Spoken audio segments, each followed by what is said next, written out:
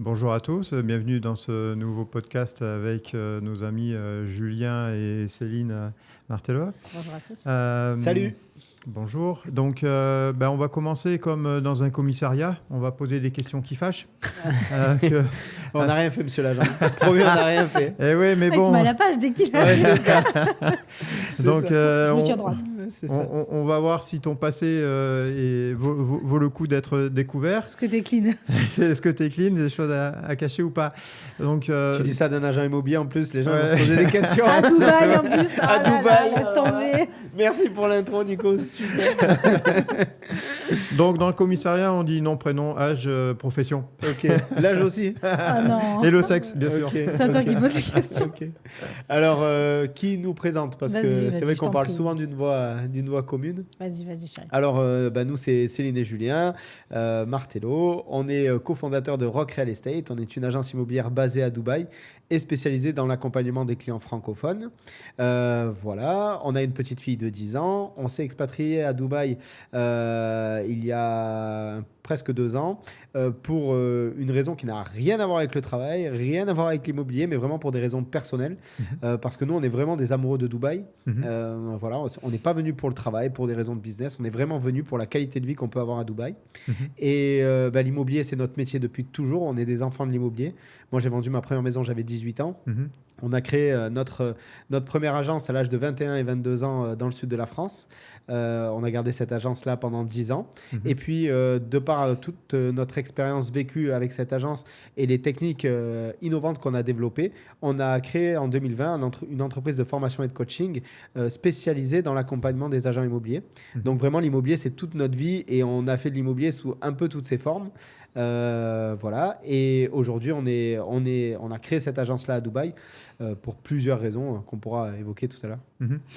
Alors, ça fait 2 ans que tu es arrivé sur Dubaï, que vous êtes arrivé sur Dubaï en famille. Moi, ça fait 2 mois. La première impression que j'ai eue, je vais peut-être m'adresser à Céline aussi, la mère de famille.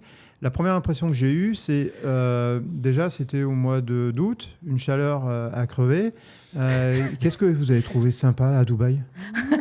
Déjà, pour te dire, la petite anecdote, c'est que ma fille, quand elle est arrivée, on est arrivé à l'aéroport pour la première fois. Elle découvrait Dubaï. Nous, on était déjà venus. Elle découvre Dubaï. On arrive dans l'aéroport. Il y avait une chaleur suffocante. Mais vraiment, on était en plus dans le parking. Et là, elle arrive. Elle dit ah non, on était en plein mois d'août. Et elle dit ah non, mais en fait, ça va pas être possible. Ça va pas le faire. Ça va pas le faire. On rentre. Ben non, en fait, non, on rentre pas, ma chérie. Mais finalement. Moi, j'ai quand même trouvé que c'était quand même bien équipé ici à Dubaï. On y vit plutôt bien, même quand il fait chaud, parce que tout est équipé en climatisation. Climatisé, ouais. En fait, je fais souvent le rapport un petit peu avec le Canada. Parce que nous, on est allé au Canada et puis on a de la famille au Canada. On a failli y vivre aussi. On a failli y vivre aussi, d'ailleurs. Et au Canada, tu as des sous-sols. Enfin, tout est... On vit sous terre, en fait, presque, quand il fait froid. Bah, là, c'est un petit peu pareil à Dubaï. Pendant ces 3 mois un petit peu compliqués, eh bien, soit on rentre en France, soit eh bien, on ne vit pas sous terre, mais en tout cas, on circule dans des endroits plutôt climatisés. Et même les abris de bus sont climatisés, donc ça, c'est incroyable. Et finalement, il y a plein de choses à faire, parce que toute l'économie s'est développée quand même autour de cette température l'été. Et donc, il y a beaucoup de choses à faire. Donc, en fait, non, au contraire, nous, on s'est dit, finalement, on est bien, on le vit bien. Alors, on a rigolé quand on voyait les 56 sur la voiture affichés au compteur. On se disait, oh là là, punaise, comment on va faire? Faut pas que la clim tombe en panne. Et ça nous est arrivé. Mais voilà, non, franchement, on le vit. Et puis on le vit très, 56, très c'est bien. pas du Fahrenheit, c'est du Celsius, on est bien Ouais. C'est d'accord. du Celsius. C'est ça. C'est du Celsius. Et puis au Canada, donc on vit sous terre. À Dubaï, on peut dire qu'on vit sous verre. Oui, c'est ça. Ouais, c'est ça. Exactement, c'est ça. Alors, la marque Rock Real Estate, tu peux m'expliquer un peu pourquoi? Oui, Rock Real Estate, pour la solidité. Nous, en fait, on veut, en tout cas, c'est comme ça qu'on se présente. On se présente vraiment comme une agence authentique, ambitieuse et professionnelle. Et sur laquelle on peut vraiment s'appuyer, où les gens peuvent s'appuyer sur notre expertise qui est robuste et qui s'appuie sur des faits tangibles. Le marché immobilier de Dubaï, c'est un marché très mouvant, avec plein de belles opportunités à saisir, mais tout ne se vaut pas. Et donc, dans ce marché mouvant, eh bien, on a besoin de rochers sur lesquels s'appuyer pour faire le choix le plus éclairé possible. Et donc, le sens du nom, c'est ça. D'accord, ok. Donc maintenant, j'ai compris. Qu'est-ce qui est important pour un client, avant qu'il soit client, pour un prospect, de savoir par rapport à Dubaï, qu'est-ce qu'il faut savoir en premier lieu? La première chose à savoir, très bonne question. Il y aurait beaucoup de choses à savoir. Ouais. En fait, moi, je pense que déjà, et c'est un peu notre parti pris avec l'agence, on a une chaîne YouTube, on a un blog qu'on alimente énormément et on tient à ce que nos clients soient les plus éduqués possibles sur le marché immobilier de Dubaï, qu'ils y connaissent les avantages et les inconvénients. Donc, pour moi, je pense que ce qui est important quand on est investisseur, mais ça peut être valable dans n'importe quoi, en bourse, dans l'immobilier en France, dans l'immobilier à Dubaï, c'est de développer quand même une connaissance du marché pour savoir où on met les pieds et puis pour pouvoir se concentrer sur ce qui compte vraiment lors de l'achat.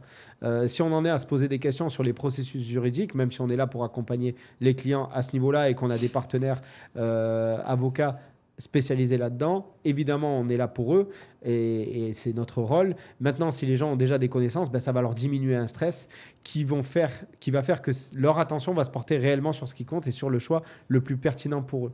Voilà. Donc moi je dirais la première chose à faire, la première brique à poser quand on s'intéresse à l'immobilier à Dubaï, c'est déjà d'apprendre un petit peu le fonctionnement du marché. Céline, est-ce qu'on voit beaucoup de femmes investir sur Dubaï? Oui, finalement, on en voit beaucoup. Alors, on va avoir des femmes qui sont à la recherche de faire justement des investissements, pas forcément pour venir y vivre et s'installer, mais aussi pour faire des investissements. Il y a de plus en plus de clubs et de femmes chefs d'entreprise, entrepreneuses, qui ont envie d'aller de l'avant et développer justement leur portefeuille et qui ont envie d'investir à Dubaï. Et donc, effectivement, elles nous contactent, ces femmes-là. Certaines viennent aussi vivre, d'ailleurs, à Dubaï, parce que ça se développe beaucoup ici. Donc, effectivement, il y a beaucoup de femmes. Et puis, les femmes se sentent aussi vraiment compris, à l'aise et libres ici, à Dubaï. Donc, même le choix de s'expatrier à Dubaï vient aussi en second temps. On parle aussi de sécurité. Peut-être que c'est un des paramètres quand on voit sur les réseaux sociaux le niveau de sécurité. Nos enfants peuvent prendre le taxi à l'âge de 12 ans tout seul. Moi, ayant vécu en Russie, j'aurais pas laissé sincèrement mon fils, même si c'est un pays où il y a quand même la sécurité, prendre le taxi seul. Mais en tant que femme et mère de famille, c'est un atout justement C'est un énorme atout. Vraiment au quotidien, pour notre fille, ça lui permet de reprendre confiance. Chose qu'effectivement en France, il y a beaucoup de choses qu'elle ne pouvait pas faire ou qu'on ne laissait pas faire parce que aller jouer toute seule dans un parc, c'était pas possible. Alors que là, aller jouer avec un copain ou une copine dans le parc, c'est tout à fait possible. Donc ça lui redonne confiance en elle. Elle peut aller faire des choses et voilà. Et ça, c'est vraiment important pour elle. Et là, on parle des enfants, mais on parle moins souvent. La sécurité, souvent, on axe sur les enfants, mais aussi pour les femmes. Parce que nous, on ne l'a pas vraiment vécu. On habitait vraiment en France, dans le sud, etc., dans des petits villages, donc on l'a moins ressenti. Mais je pense à toutes ces femmes qui sont à Paris, par exemple, qui prennent le métro ou qui doivent rentrer le soir tard du travail. Je me mets à leur place. Et ici, c'est quelque chose qu'on ne ressent pas du tout. Une femme, aujourd'hui, elle peut sortir à 2h, 3h du matin, en mini-jupe, si elle veut. Ça ne craint absolument rien. Donc, même pour les femmes, la sécurité, c'est un vrai point ici, un vrai point important. Donc il y a une notion, je dirais, de bien vivre, de sentiment de sécurité. Quels sont les autres atouts qu'on pourrait identifier au-delà, je dirais, de l'aspect pierre, qui fait que investir à Dubaï ou aux Émirats va donner de la satisfaction, du plaisir? En fait, je pense que quand on veut investir dans une ville, déjà, il faut apprécier la ville où on va investir. Il faut y croire économiquement par des faits rationnels existants. Ça, c'est une certitude, puisque un achat immobilier, c'est ça. C'est faire un choix rationnel pour faire fructifier son patrimoine. Mais parallèlement à ça, si on aime la ville, c'est mieux quand même, parce qu'on croit à ce qu'elle porte comme valeur, à ce qu'elle véhicule pour les habitants qui y vivent, ce qu'elle essaye de mettre en place pour les habitants qui y vivent. Et de ce point de vue-là, Dubaï est pour moi une exception dans le monde en termes de qualité de vie. Donc il y a la sécurité évidemment, mais pour ceux qui y vivent, il y a l'éducation des enfants. Je pense que tu pourras le constater comme nous.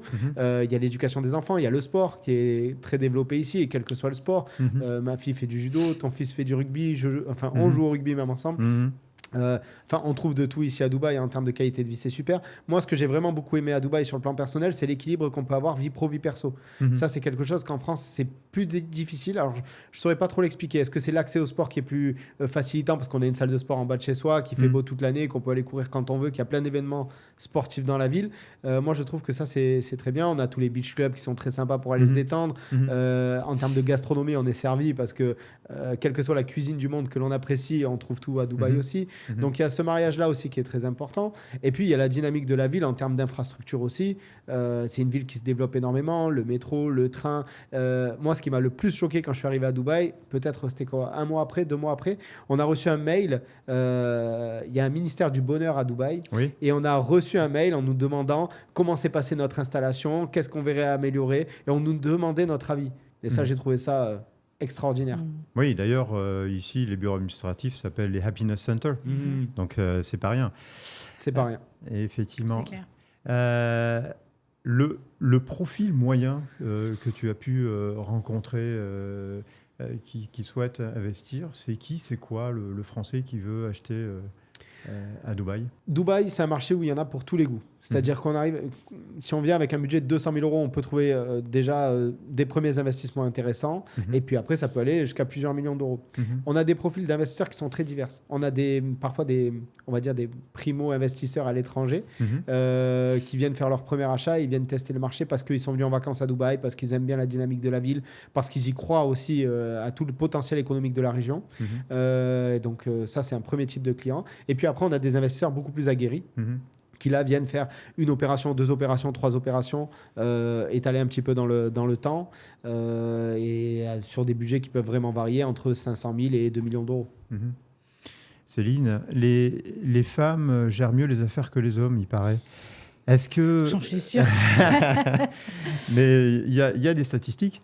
Est-ce que les clients que vous rencontrez ont déjà des plans de financement préétablis? Est-ce qu'il y a peut-être une distinction, justement, on parlait entre hommes et femmes. Est-ce que vous avez des clients qui ont déjà un plan de financement préétabli et quelles sont les solutions s'ils ne l'ont pas fait? Non, pas forcément. En général, les gens, alors ce qu'ils savent, c'est que s'ils veulent acheter sur plan ici à Dubaï, ils savent un petit peu qu'il existe des solutions, donc des plans de paiement que proposent les promoteurs. Mais c'est vrai qu'en général, ce premier rendez-vous est très important justement avec nos clients et on analyse avec eux quelle va être leur capacité de remboursement au niveau de l'apport au démarrage, etc. Tout ça, on va vraiment l'étudier ensemble, l'optimiser pour arriver après à se positionner sur le bon investissement.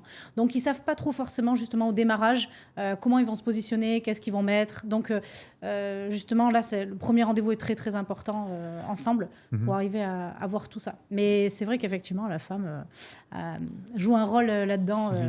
On dit toujours, quand c'est un couple, on dit toujours c'est la femme qui décide. Je ne sais pas si c'est vrai. Mais c'est pour ça qu'il faut toujours que les clients soient tous les deux ensemble. Tous les deux, ouais, par contre. Ils achètent à deux. Moi, par expérience, j'aurais tendance à dire qu'elle réduit un peu les risques parce que c'est vrai que les hommes ont cette testostérone qui peut se traduire dans la prise de décision. Et heureusement, parfois, parce que quand on investit, c'est prendre des risques. Donc, il faut avoir cette notion d'un petit peu de testostérone. Mais en même temps, il faut savoir aussi raison garder parce que investir à l'étranger, c'est investir des capitaux quand même relativement importants. On n'est pas dans un pays... où le prix au mètre carré est comme au Maghreb, je dirais, par comparaison.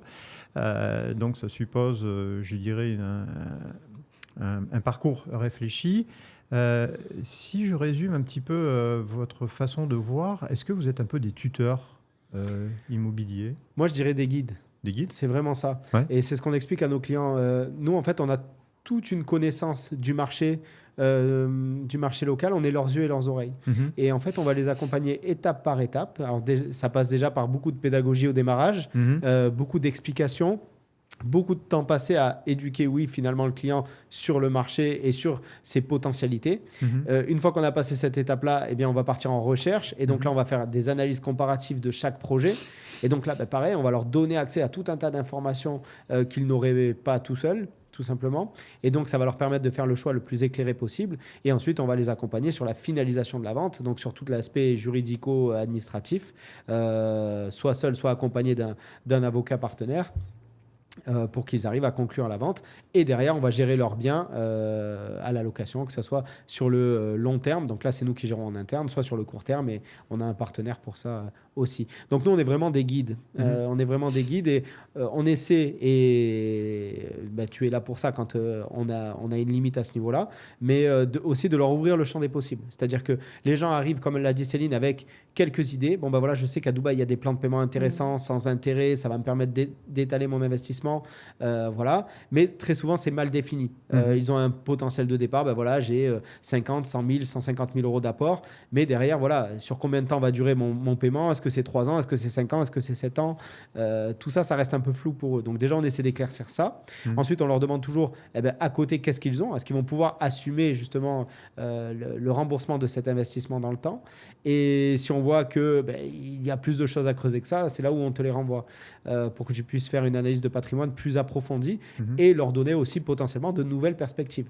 Donc voilà, cette partie-là, elle est très importante. Oui, elle est importante parce qu'en plus, en général, très souvent, ils arrivent quand même avec une idée. Ouais. Et c'est vrai qu'en travaillant ensemble, on arrive parfois à trouver des alternatives qui sont vraiment meilleures pour eux. Donc ça, c'est intéressant aussi. Au fil des échanges et de nos rendez-vous, on arrive à voir quel est le meilleur investissement. Et c'était pas forcément le premier au démarrage. Et ça, c'est la base, le côté financier. Mais après, il faut qu'on arrive à cerner et que lui-même se rende compte de son profil d'investisseur. Moi, je dis toujours, il y a 3 types d'investisseurs. Il y a le dauphin, c'est-à-dire le profil un peu équilibré. Il y a le fauve, celui qui veut obtenir la plus grosse plus-value le plus rapidement possible et qui va sauter sur la moindre opportunité. Et puis après, il y a les profils un peu tortus, voilà, où vraiment, on va aller doucement. Voilà. Mais ça, c'est important de cerner son profil. La psychologie. Exactement, c'est très important. Et pour pas justement se disperser trop dans les offres que l'on va analyser. Donc, il y a aussi ce volet-là, il y a le volet financier, il y a le volet profil d'investisseur. Et après, il y a tous les préjugés qu'on a quand on est déjà investisseur, par exemple, en France. Ouais. Par exemple, on peut avoir des préjugés qui vont être, qui ici n'auront pas de sens. Par exemple, je prends un cas tout bête, moi, je veux un 2-bed. Je veux un 2-bed parce qu'en France, je sais que les 2-beds dans ma ville, et c'est par expérience. Alors qu'en fait, ici, dans certains quartiers, les 2-beds, c'est pas forcément ce qu'il faut acheter. Alors, 2 beds pour Oui, 2 bedrooms. Exactement. Parce qu'ici, on utilise beaucoup d'anglicisme. C'est vrai. Exactement. Donc voilà, et des fois, selon le quartier, vaut mieux un bien plus petit, mais dans un super quartier où ça va mieux se valoriser que rester fixé sur un critère de choix d'appartement qui ici n'a pas de sens en réalité. Les idées reçues les plus courantes que vous ayez rencontrées, justement vis-à-vis des clients, déjà quand ils veulent investir, je pense qu'il y a déjà pas mal de clichés qui sont tombés. Ça, c'est sûr.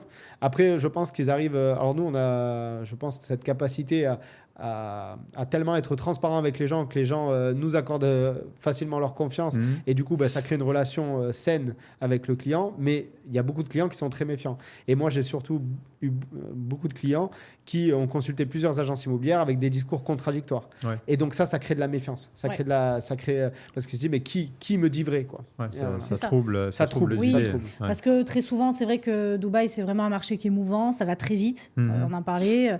Tout va très, très vite. Et parfois, il faut vraiment, il faut arriver à faire comprendre aux clients que je ne suis pas en train déjà encore de vous parler d'un projet, mais par contre, je suis juste en train déjà de vous expliquer comment ça va se passer et que parfois, il va falloir aussi être réactif.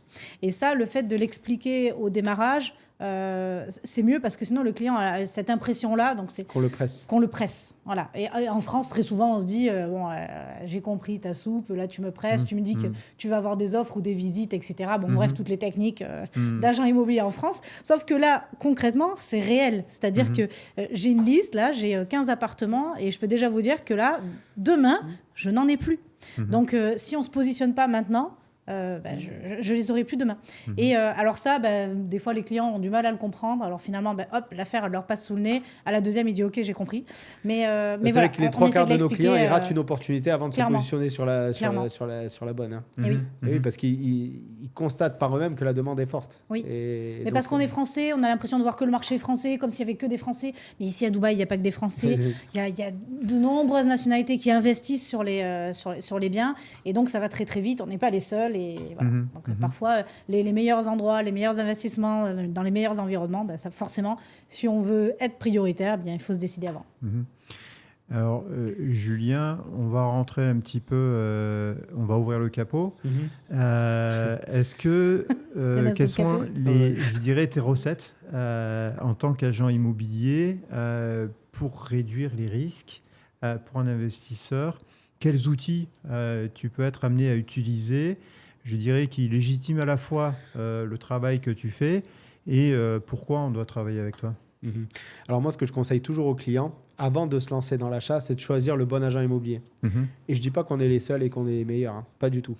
Je dis juste qu'un agent immobilier, quand vous décidez de travailler avec un agent immobilier, c'est lui qui va vous accompagner de A à Z dans cette transaction et c'est lui qui va orienter votre choix. C'est lui qui est censé être vos yeux et vos oreilles, justement. Et donc, il faut absolument, avant même de se dire je vais me lancer sur un projet, c'est avec qui je vais me lancer. Et ça, c'est très important. Donc, pour moi, le client doit voir potentiellement plusieurs agents immobiliers, mais par contre, observer avec quelle méthodologie l'agent immobilier va l'accompagner. C'est-à-dire que la question que tu poses, c'est la question que doit se poser l'acheteur avant de démarrer son investissement. Ça, pour moi, c'est capital. Sinon, il va s'embarquer potentiellement avec, et c'est malheureux, avec un agent immobilier qui sera plus là pour vendre sa soupe que pour servir les intérêts du client. Et ça, il faut absolument que le client déjà arrive à discerner ça. Ça, c'est le premier point. Après, nous, notre manière de procéder pour réduire ce risque-là, elle est très simple. À Dubaï, c'est comme dans tous les marchés, je serais tenté de dire, il y a 3 choses principales qui vont compter. 1, l'emplacement. Ça, c'est super important. Mais l'emplacement, on est sur un marché très grand à Dubaï. Chaque quartier est une ville à part entière. Ouais. Et donc, il faut analyser l'offre et la demande de cette ville-là, de chaque quartier, pardon. Mais à Dubaï, on est sur un foncier qui est quasiment illimité. Et donc, il faut potentiellement anticiper le type de bien qui va sortir aussi prochainement, dans les prochains mois, dans les prochaines années, sur ce secteur-là. Je prends un cas typique, JVC. JVC, c'est un quartier qui a eu le vent en poupe ces 3 dernières années. Mais dans les 3 prochaines années, on va avoir énormément... C'est le quartier où il va pousser le plus de construction sur les 3 prochaines années. Et quand on se rend compte de la typologie de biens qui va sortir sur ce quartier-là dans les 3 prochaines années, on se rend compte qu'on va avoir une abondance de studios. Ouais, un phénomène de clonage, quoi. Exactement. Et donc, ça, si on ne le dit pas à l'investisseur, bah lui, il va foncer tête baissée JVC Studio avec quasiment n'importe quel promoteur en plus. Et il peut faire potentiellement une erreur. Je ne dis pas qu'il ne faut pas acheter de studio à JVC, je dis juste que dans JVC, il va falloir bien choisir où va être situé le bien. Et ensuite, mon deuxième point, c'est avec quel promoteur. Ici, la réputation du promoteur prime sur tout. C'est-à-dire que dans une même rue, on peut avoir un promoteur et un autre, et les loyers vont être différents. Et ça, c'est quelque chose qu'on n'a pas en France. Alors que les buildings sont à côté. Et alors que les buildings sont à côté. Et qu'est-ce qui explique ça? La réputation du promoteur. Et la qualité de construction, évidemment, qu'il va délivrer sur le projet en tant que tel, mais qu'il a potentiellement délivré avant. Je prends un exemple tout bête, mais Ellington, qui est un promoteur ici à Dubaï, très coté, à JVC, leurs tours sont celles qui se vendent le mieux et se louent le mieux aussi. Donc ça, c'est un point à prendre en compte. Surtout si on a des investisseurs qui veulent rentrer et sortir plusieurs fois dans le marché assez rapidement. Le promoteur, c'est vraiment très important parce qu'à Dubaï, on pense souvent à la plus-value que peuvent prendre les biens. On parle souvent moins des délais de vente qu'il peut y avoir derrière quand on veut revendre. Et donc, quand on est avec un bon promoteur, on revendra beaucoup plus vite. Et donc, on pourra faire tourner son argent potentiellement plus vite et se positionner sur des biens toujours plus intéressants. Donc, voilà. 1, le quartier. 2, le promoteur. Nous, sur les promoteurs, on a fait des mois de tri. Donc là, qu'est-ce que ça veut dire? Ça, un client, il ne peut pas le faire tout seul. Un travail de sélection. Un travail de sélection. Et le travail de sélection, on a un cahier des charges pour choisir ces promoteurs-là. Notamment, quelle est la construction, quelles sont la qualité des constructions qu'ils délivrent. Et donc là, il faut se rendre sur place. C'est un travail de terrain. Comment ils gèrent le bien? Est-ce que c'est eux qui les gèrent déjà? Parce que des fois, c'est délégué. Comment c'est géré? Et qu'est-ce qu'en pensent les habitants? Voilà, ça, c'est le plus important. Voilà, donc il y a cette sélection du quartier. Ensuite, plus spécifiquement dans le quartier, du type de bien qui est intéressant à un instant T et qui potentiellement pourra le rester dans les prochaines années. Je prenais l'exemple de JVC et des studios. Deuxième point, le promoteur, très important. Et une fois qu'on a fait ça, là, on va analyser le projet. Et c'est que dans un troisième temps, sur quel projet on va se positionner dans ce quartier-là. Si on a décidé d'être à JVC, par exemple, pour prendre ce quartier-là, ou à Business Bay ou à Cric, OK, quel projet est le plus intéressant, que ce soit en termes de rendement ou de plus-value? Et là, ça va dépendre du profil d'investisseur. Il y a des gens qui veulent des rentabilités très élevées, d'autres qui se disent non, moi, la rentabilité, c'est pas important, par contre, la plus-value potentielle, c'est plus important. Et donc là, on va arbitrer en fonction du profil et de ce qu'on a de disponible à l'instant T. Okay. Moi, si j'avais quelque chose à rajouter, c'est quand tu parlais justement de quelles sont les erreurs à ne pas faire, en tout cas quand on a envie d'investir à Dubaï, pour moi, c'est évident, c'est de ne pas se faire avoir avec les belles promesses. Parce qu'à Dubaï, on entend beaucoup de choses. Ouais. On peut entendre du 30% de plus-value, du 20, enfin bref, on entend vraiment tous les chiffres. On a même l'impression que c'est celui qui va en dire le plus. Ouais. On va parler de ça, on peut parler des plus-values, ou parfois même, on s'aperçoit qu'on a des gens qui espèrent un loyer qui est beaucoup trop élevé par rapport à ce qui pourrait être le cas. Donc ça, c'est vraiment quelque chose sur lequel il faut vraiment faire attention, ne pas se laisser berner par les belles promesses, surtout qu'aujourd'hui, on est en capacité à Dubaï, on a de la chance, ici à Dubaï, on a de la data, on a beaucoup de data, et on arrive à savoir à l'instant T, en tout cas, quelles sont les transactions qui sont passées hier, que ce soit pour la transac ou pour la location, et donc on peut savoir aujourd'hui à combien ça se loue, etc., à combien ça s'est vendu. Et donc ça permet quand même à l'agent immobilier de se baser sur des faits qui sont tangibles et donc de prouver par A plus B quelle va être la rentabilité de cet appartement à ce moment-là. Donc ça, c'est quand même quelque chose d'important. On peut le vérifier et donc il faut encore une fois faire attention aux belles promesses. Là, j'ai un cas concret de belles promesses que j'ai entendues de mes oreilles et j'entends beaucoup de choses avec mes oreilles. Si elles sont grandes ouvertes avec et puis en plus, elles sont un peu décollées. Exactement, c'est ça, exactement. Non, mais cas typique, j'ai entendu un agent immobilier expliquer à un client dans un sales center chez un promoteur que il allait acheter son appartement maintenant, qu'il allait être livré dans 2 ans et demi et que les loyers ayant augmenté de 20% sur la dernière année, dans 2 ans et demi, ils auront pris grosso modo 50%. Tout va bien. Voilà, tout va bien. Et donc, son bien, il le louera déjà bien plus cher que les loyers actuellement pratiqués et que sur la plus-value, sans prendre de risque et sans lui vendre du rêve, comme j'ai entendu, ça aura pris 80 000 euros sur un achat à 200, je crois que c'était 220 000. Enfin, c'est complètement hallucinant d'entendre ces discours-là. Mais voilà. Et donc, c'est ce genre de discours complètement déconnecté. Je ne sais même pas comment on peut appeler ça. Pour moi, c'est une aberration. Mais ça, on l'entend. Et donc, le client peut se laisser berner. Alors, c'est moins le cas sur les investisseurs plus aguerris. Oui. Mais clairement, les gens qui viennent investir 400, 500 000 euros ici, jusqu'à 2 millions, ce qui, nous, est un peu notre marché cible, on va dire, moins. Mais sur les primo-accédants à l'étranger, comme je disais, les gens qui ont 200, 250, 300, c'est vrai, ayant moins de recul peut-être, se laissent des fois berner, et ça c'est triste. J'ai eu une cliente qui me disait qu'un agent immobilier lui avait dit que Sharjah c'était un quartier de Dubaï. Ah oui, effectivement. Voilà. Ouais. On n'est pas du tout soumis à la même législation. C'est pas le même droit de propriété. Il y a tout qui diffère. Et la demande, alors on n'en parle même pas. Il oublie que nous sommes dans des Émirats et qu'il y a des régulations différentes d'un Émirat à un autre. J'ai une petite question. Tu as un joli costume, un beau discours, on voit, de l'expérience. Donc, je suis convaincu, je vais voir Julien et Céline. Le parcours client, je pousse, je dirais... les portes de ton agence. Explique-moi un petit peu comment ça va se passer concrètement. Alors, généralement, les clients, ils ont toujours une première frustration avec nous. Pourquoi ? Parce qu'on va prendre le temps. Ouais. Et on va vraiment prendre le temps, mais je leur dis toujours, c'est pour mieux en gagner. Donc, on va faire un premier rendez-vous où là, on va vraiment analyser le client, ses besoins, ses envies, ses capacités, pour faire simple. Donc là, on va lui poser énormément de questions. Comme je lui dis toujours, là, vous allez me raconter toute votre vie. J'ai besoin de tout savoir. Parce qu'au plus j'aurai d'éléments, au plus j'arriverai à mieux vous cerner, au mieux je pourrai vous servir. C'est ce que je dis tout le temps.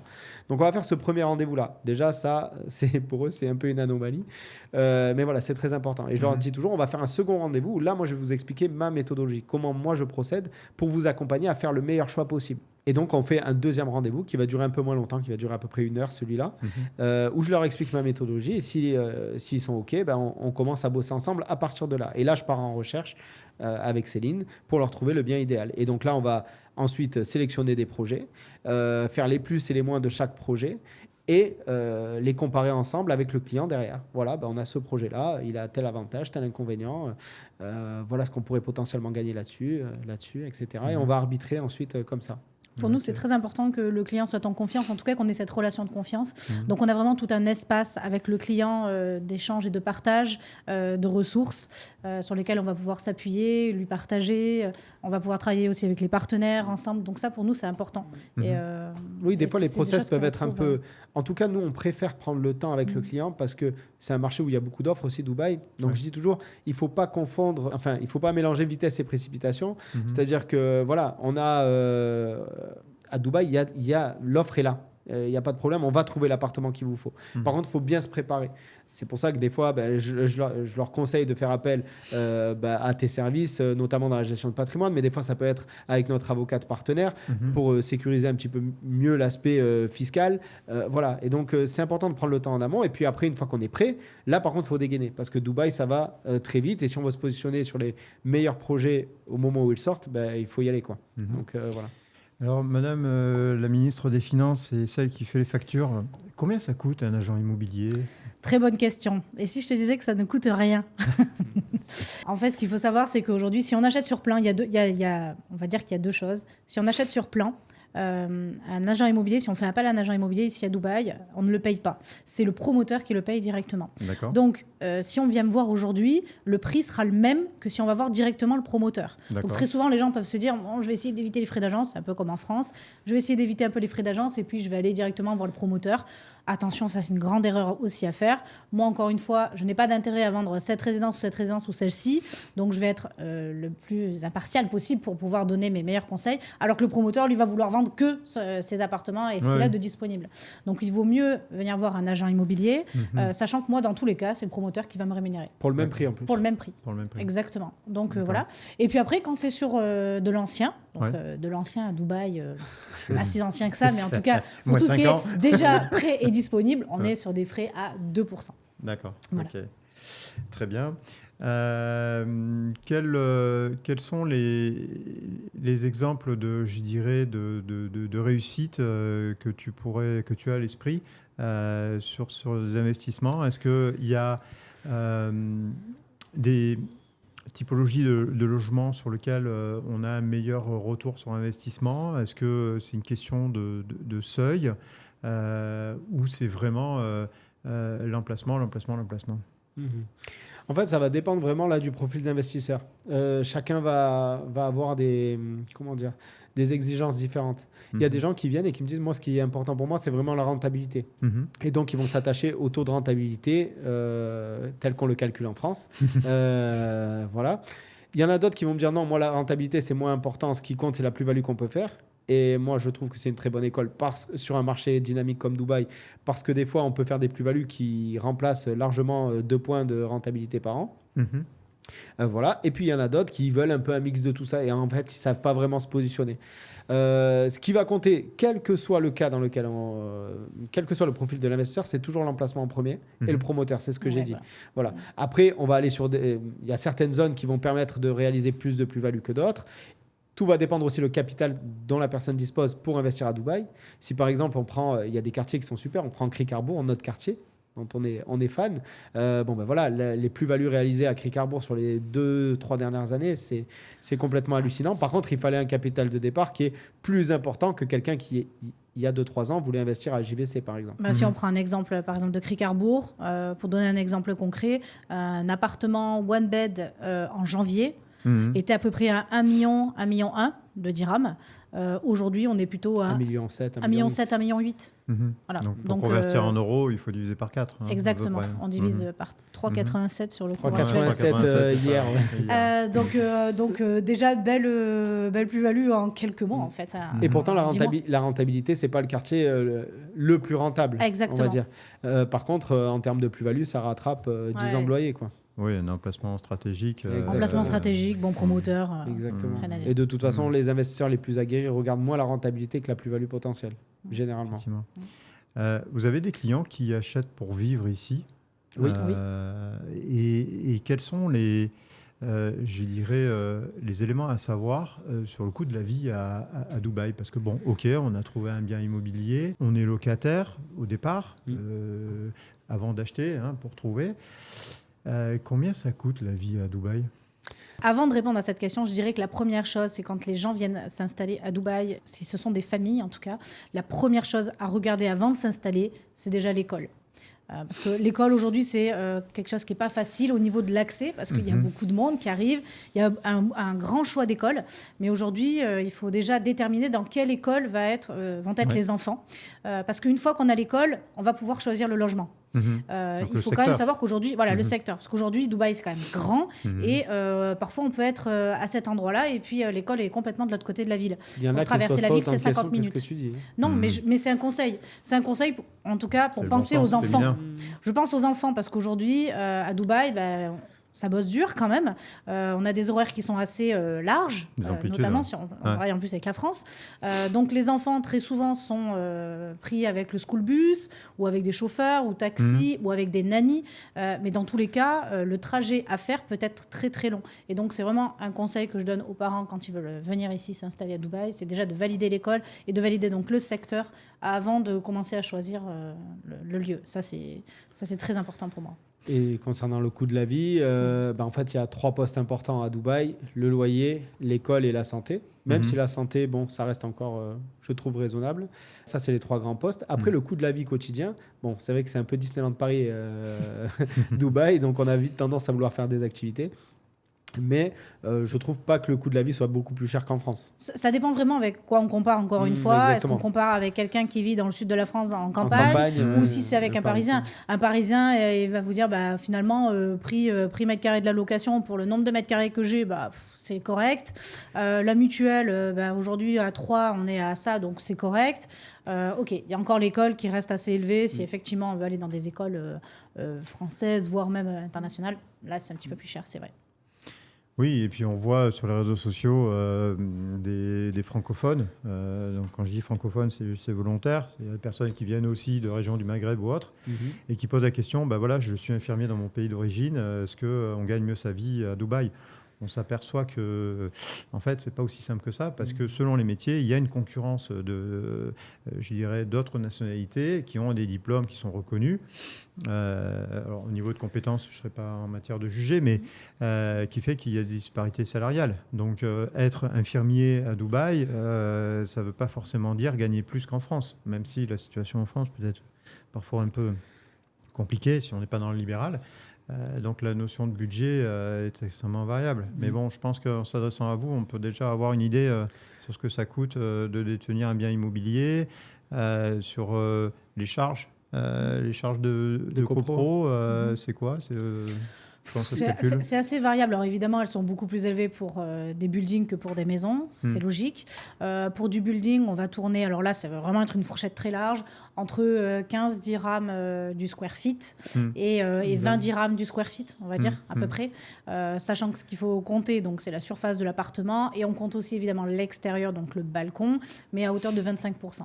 Donc voilà, entre 15 et 20, ça c'est une grande fourchette, mais on est capable aujourd'hui de dire, quand on vend un projet neuf, par exemple, à combien vont être les charges. C'est l'État qui fixe ça aussi. C'est l'État qui les fixe. C'est l'État qui fixe les charges. C'est pas le promoteur qui décide de combien il applique de charges. Ça, c'est tout à fait. Ça aussi, c'est un marché qui est très régulé.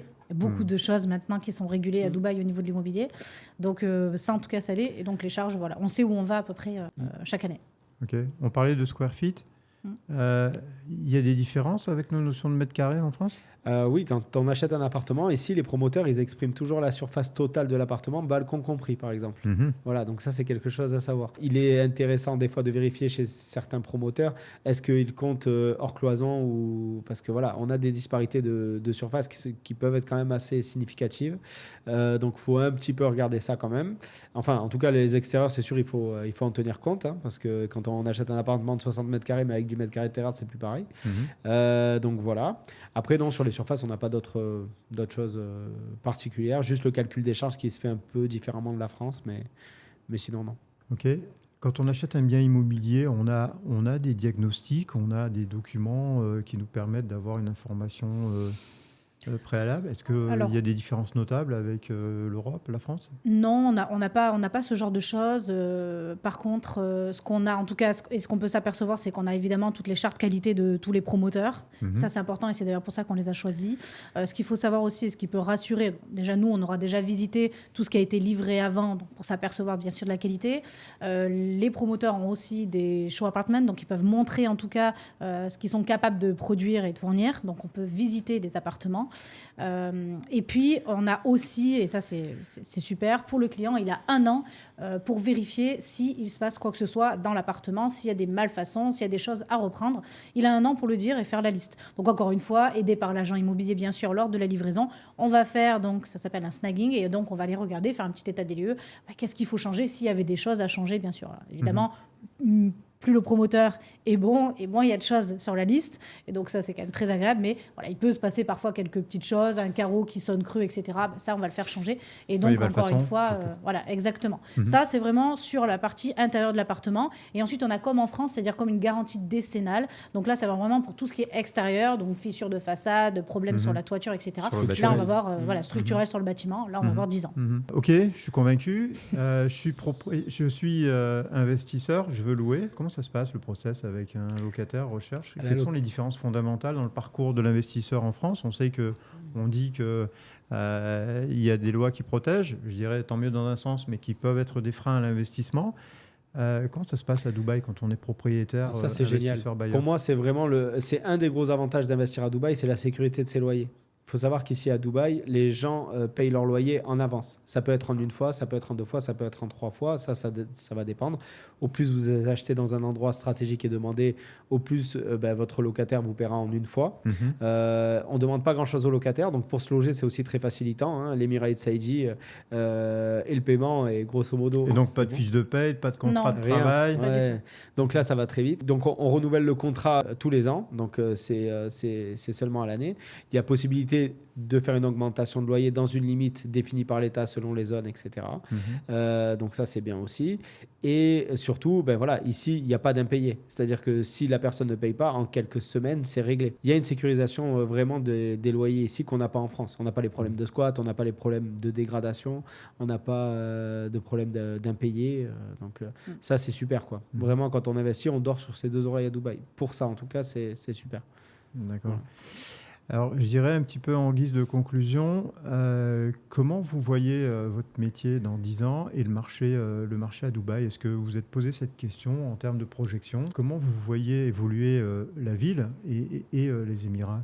Ce qui est bien, c'est que c'est même pas nous qui allons voir la ville évoluer. Finalement, ça a déjà été pensé, puisqu'il y a le plan 2040 qui est là pour doubler la population aujourd'hui sur Dubaï. Et donc, on a déjà un aperçu de ce qu'on va avoir. Et ça, c'est justement incroyable, parce que nous, ça nous permet aussi d'avoir un esprit visionnaire sur la ville de Dubaï et de voir un petit peu les transports, où est-ce que ça va aller, le développement du train, du métro, des infrastructures, exactement. Même l'ambiance des nouveaux des quartiers. Voilà. Et donc ça, c'est quelque chose qui est super pour nous, parce que justement, on peut se projeter justement dans 10 ans. Et ça va être un petit peu... finalement, c'est un petit peu... un peu comme le Bitcoin, je veux dire, on y croit ou on n'y croit pas. Mais aujourd'hui, on est à entre 5 et 6 000 euros du mètre carré, alors qu'à Paris, on est à 10 000. Moi, je vois le futur avec une augmentation du prix au mètre carré. Et je pense qu'encore une fois, le train, il faut le prendre maintenant. Tu en parlais de Monaco, par exemple, hier. On parlait de Monaco, moi, ils ont fait la... J'ai ma tante qui est agent immobilier à Monaco, et donc ils ont fait tout un espace, une opération sur la mer, où ils ont grignoté sur la mer. Et donc, le prix du mètre carré, tu m'as dit, c'était 122 000 euros du mètre carré. Oui. Donc c'était complètement fou, et on se disait, mais qu'est-ce qui ferait que le bord de mer de Dubaï, dans certaines zones en bord de mer, ne pourrait pas atteindre ces prix-là? Et honnêtement, je vois pas. C'est-à-dire que si on voit des atouts à Monaco, on verra forcément des atouts à Dubaï. Et donc le prix, aujourd'hui, quand on prend Dubaï Island, le prix du mètre carré, il est ridicule en comparaison de Monaco. Alors je dis pas qu'il y a des différences entre Monaco et Dubaï, mais qu'est-ce qui ferait que Dubaï ne pourrait pas prendre plus de valeur? Je vois pas. On retrouve des choses à Dubaï qui sont extraordinaires, quoi. Donc voilà. Et après, pour ce qui est de notre métier, puisque nous, on a aussi la casquette formateur et coach des agents immobiliers en France, en plus de cette casquette d'agent immobilier à Dubaï. En fait, moi, ce que je trouve fabuleux dans l'immobilier, c'est que les marchés évoluent, les tendances changent, mais notre métier, il reste similaire. Ce sont des principes... Exactement. Les fondamentaux du métier d'agent immobilier ne changent pas. Et ça... Pour moi, c'est ce qui fait que notre métier est dur. On a eu l'ubérisation de toutes les professions, mais nous, on n'a pas bougé. Nos pratiques ont un peu évolué pour tout ce qui est communication, etc.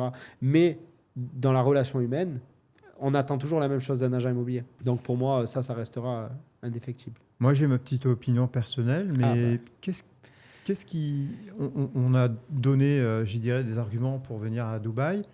C'est quand même une expatriation. Qu'est-ce qui vous manque un petit peu ici ? Là, il n'y a qu'une chose qui manque, et de toute façon, je pense que c'est pareil pour tout le monde, c'est la famille. Donc, si on pouvait, on la ferait venir. Donc, voilà, il n'y a que la famille. Tout le reste, c'est juste incroyable. C'est les proches qui nous manquent, évidemment. Donc, on a de la chance de pouvoir rentrer plutôt régulièrement, on va dire, pour les fêtes, l'été, etc. Oui, donc ça, c'est un vrai bonheur de profiter en plus de... Voilà. En plus, ça s'est quand même bien développé aujourd'hui. Donc, on a des lignes qui sont sans escale, directes, qui sont même parfois pas trop chères, low cost.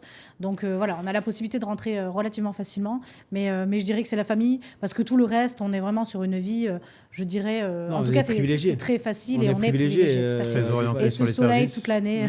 Ouais. Ouais, bien sûr. Donc simplement ça. Et la gastronomie, je suis un peu provocateur, mais... Non, la gastronomie, nous, alors, moi je cuisine déjà beaucoup, donc je trouve vraiment tous les produits dont j'ai besoin, ou sinon je ramène dans ma valise. Pour être un peu chauvine, nous on est issus d'un petit village de France qui s'appelle Nyons, et dans ma valise je rapporte de l'huile d'olive de Nyons. Donc forcément, voilà, ça je ne le trouve pas ici. Donc j'ai des litres d'huile d'olive dans la valise. Je crois qu'on a tous chacun quelque chose qu'on met dans la valise, mais sinon après tout le reste on trouve, et donc c'est assez facile.